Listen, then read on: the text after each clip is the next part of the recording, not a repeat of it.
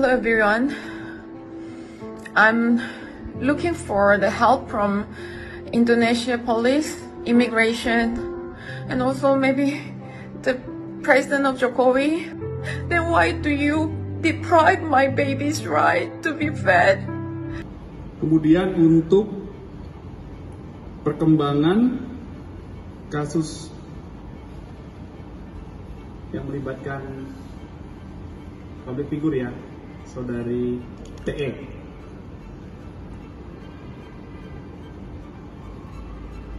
Penyidik akan melakukan pemeriksaan klarifikasi terhadap pelapor dan juga asisten pribadi pelapor itu besok hari Selasa tanggal 19 Maret. Ya, setelah sebelumnya dijadwalkan pemeriksaan untuk asisten pribadi pelapor dan pelapor karena pelapor masih berada di luar negeri.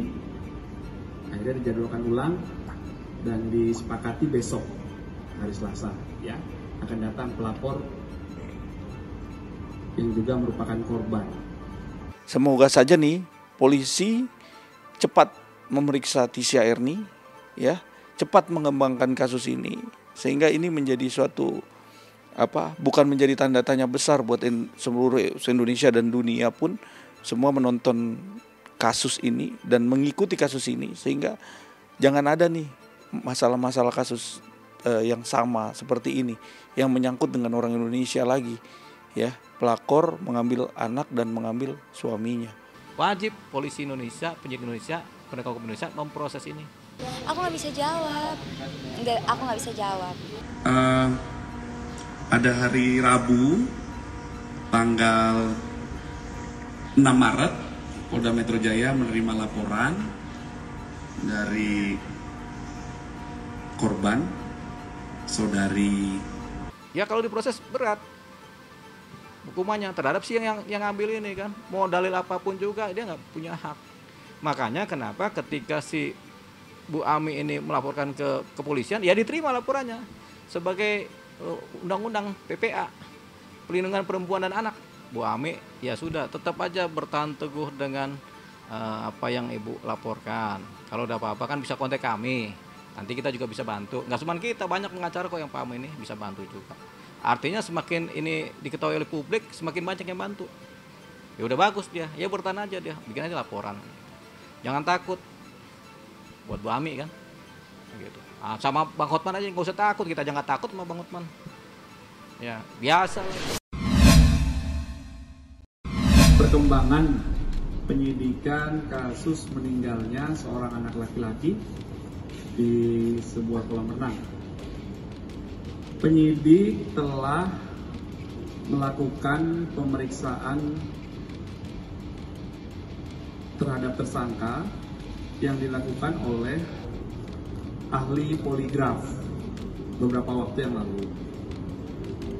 Hasilnya sudah keluar, ada 2 kebohongan yang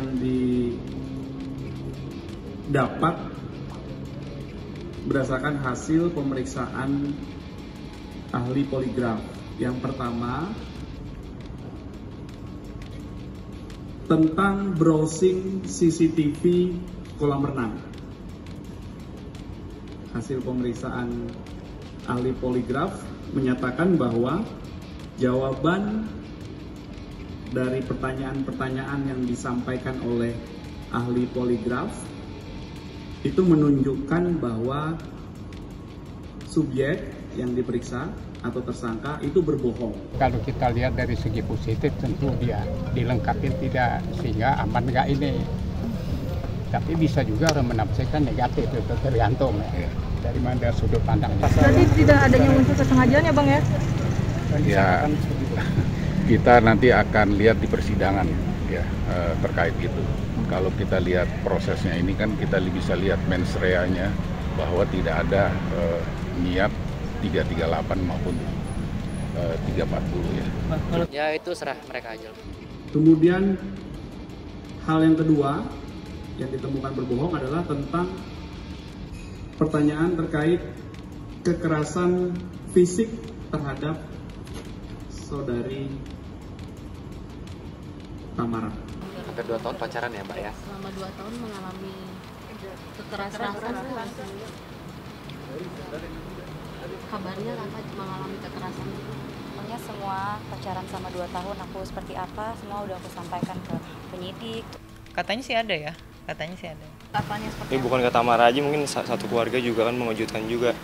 Kita nggak ada yang nyangka itu yang bakal terjadi, dan dia orangnya juga kita nggak akan nyangka gitu. Pasti emosi, pasti awal ngelihat manusia pasti emosi banget.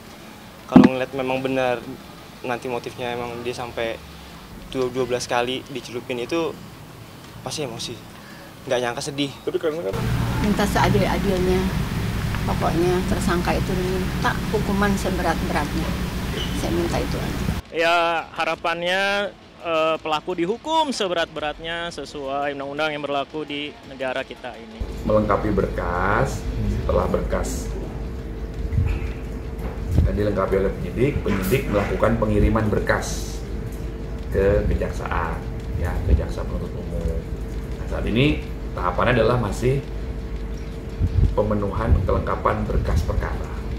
Nanti setelah penyidik merasa cukup, kemudian melimpahkan berkas perkara ke kejaksaan, kemudian rekan-rekan jaksa penuntut umum melakukan penelitian berkas.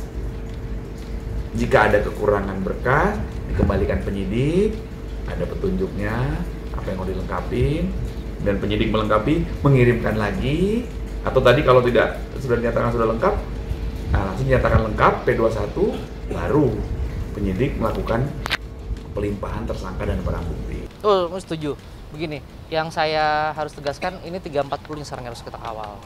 Gitu. Jangan sampai cuman kena 359 dan kena cuma 76C gitu ya.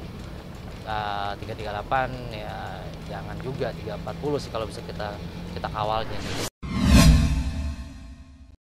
Sebenarnya dia itu sudah merencanakan juga ya apa yang akan dihadapi, ya apa yang akan ditanyakan kepada semua orang terhadap dia, itu udah dia rencanakan. Tapi dalam hati lubuknya dia itu sebenarnya ada kecemasan, kegelisahan dan ketakutan tersendiri. Itu pasti ada di dalam hati ini ya, dan makanya dia itu sementara bersembunyi dulu atau menghilang ya, untuk mendapatkan kayak semacam ilham ya, kayak semacam kayak ilham, menanyakan spiritualnya dia, apa yang langkah dia lakukan ke depannya. Sebenarnya untuk mereka itu hati mereka itu sebenarnya ada rasa ketakutan juga tersendirinya, kecemasan juga ada ya, dan juga apa yang akan dia lakukan, apa yang mereka terjadi masalah ini adalah bisa dibilang itu dia punya kesalahan sendiri. Dalam sebelum melakukan kesalahan dia mungkin merasa dia bakal menang ya, tapi ya karena seorang doa istri ya terjemah ya, atau dibilang terjamah oleh yang Tuhan Yang Maha Esa, jadi terkabulkan. Jadi apapun yang bersifat yang kurang bagus akan berbalik kepada mereka berdua. Kalau saya lihat memang kalau dia memakai sebuah susuk itu memang iya ya, di kening, di mulut, sama di daerah tubuhnya juga ya, karena itu bersifat memikat lawan jenis. Jadi sebagai lawan jenis kayak cowok itu melihat dia itu kayak semacam kesemsem ya, merasa dia itu cantik dan juga merasa anggun. Tapi kalau kita dari pihak cewek lihatnya itu sebenarnya sih biasa-biasa aja sih ya, tidak ada tertarikan. Dengan kata untuk pihak cowok yang merasa ini cewek sangat luar biasa gitu, karena kan untuk menyindang atau misalkan profesi dia kayak gitu, dia pasti harus memiliki guru spiritual yang cukup lumayan, bukan satu orang, harus beberapa orang.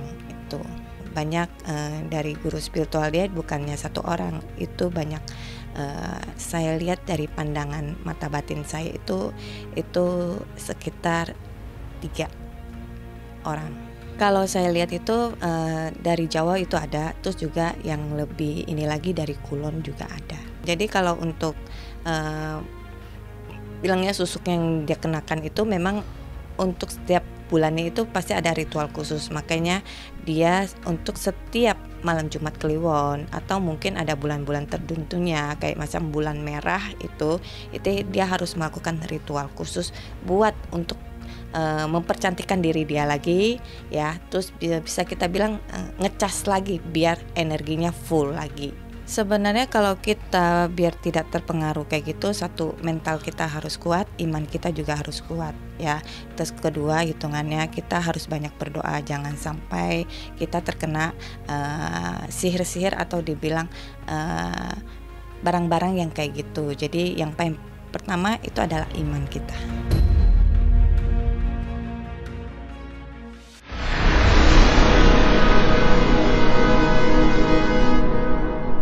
Jadi jangan lupa untuk subscribe Cumi Cumi. Ditekan ya tombol lonceng merahnya.